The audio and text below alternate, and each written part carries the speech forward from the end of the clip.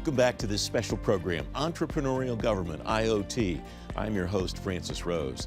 The Internet of Things has incredible potential for digital transformation at federal agencies. Here, you'll learn how emerging technologies like RPA can give federal workers a strategic advantage and harness the power of more and more connected devices. Let's pick things up there with Jason Pro, partner and cognitive process automation leader at IBM Public Service, and Michael McGeehan, Director of Business Development for Government at Blue Prism. Gentlemen, thanks very much for joining me. Mike, we were talking before we went on the air. This idea of robotics process automation is probably the most cutting-edge technology that agencies are actually using in the federal government right now. Give me a kind of a thumbnail, elevator speech maybe, about RPA and how agencies are using it right now. Absolutely. I couldn't agree more, Francis. You know, as we look at the landscape in the public sector, it's a very exciting time, right, with emerging technologies, in particular robotic process automation. So, you know, I like to describe things, you know, or talk about RPA as a capability. At the end of the day, it's a piece of software, but it's meant to move, you know, mundane rote work up and out of, you know, the human and move it into kind of what we call a robot or a digital worker, and really shift and lift that work. You know, when we think about automation and the automation stream, we're talking about, you know, RPA on one side, you know, analogous to the human body, sort of the arms and legs and the doing side of automation, and then turning that to the other side, and we're talking about, you know, the other side being the brain and the cognitive side of automation. But in order to do this effectively, organizations need to work across that continuum at the speed of the mission.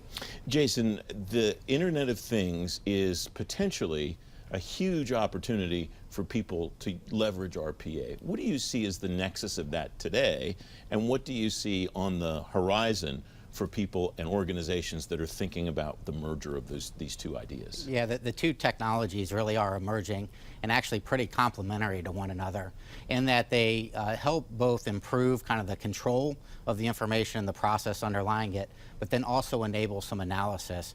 And so I see the two very complementary, but then also working together very well in that you have IoT providing the sensors that capture the data, and then you have RPA that's available to kind of pool the data, do the analysis, but then I think more importantly is start to take action on some of the trends that are being seen in the transactional data. So it sounds like then the next generation of that, or the next step after that, is applying a little bit of artificial intelligence to that to perform some of the rote analytics to then give humans really decisive information to be able to think about. Absolutely. I think giving humans the information to do something with, but I think the evolution of that as well is also having the automation or the robot now go take action instead of having the human do that when capable and available. Michael, what's step 1, 2, and 3 for the agencies that have been successful with RPA already that would apply no matter what the mission, no matter what the intended outcome is? So I think, you know, as we talk about this, you know, it's a little bit of change management, right? So we're all used to working people and process. We talk about it as thinking robot. So, you know, there's a vision and a strategy of how you kind of embrace this new technology, right? So across a lens of, you know, where do we want to start, right? So a pilot with production intent, but also focused on the mission, right? The customer, the citizen experience and how it's impacted there. And equally important, the employees, right? How do you help them understand what this is and what this is not? And, you know, meant to be, in a way, you know, a digital assistant or a digital worker helping them do their job more productively. One of the ways that the Treasury Department's doing that, and one of the ways that I imagine other agencies, Jason, could leverage is they've engaged their employees from the very beginning, essentially telling their employees, tell us what jobs you do repetitively, and let's help you figure out a way that you don't have to do that anymore. Yeah, that really helps with the adoption of this emerging technology, and that it's not just applying the technology to the work, it's actually taking the work off of the employee's task list, which is typically overextended already. So it really does help with the adoption of it. And then you also get the workers to feel a little bit more comfortable with a new concept, an emerging technology that they may not have been aware of previously. So the core element of this, from what you're both telling me, sounds like the key to success in an RPA initiative is not to think about it as an RPA initiative. It's to think about it as whatever the mission delivery is, fill in the blank, and think about RPA as the methodology to achieve whatever the mission outcome you want is. I would agree with that.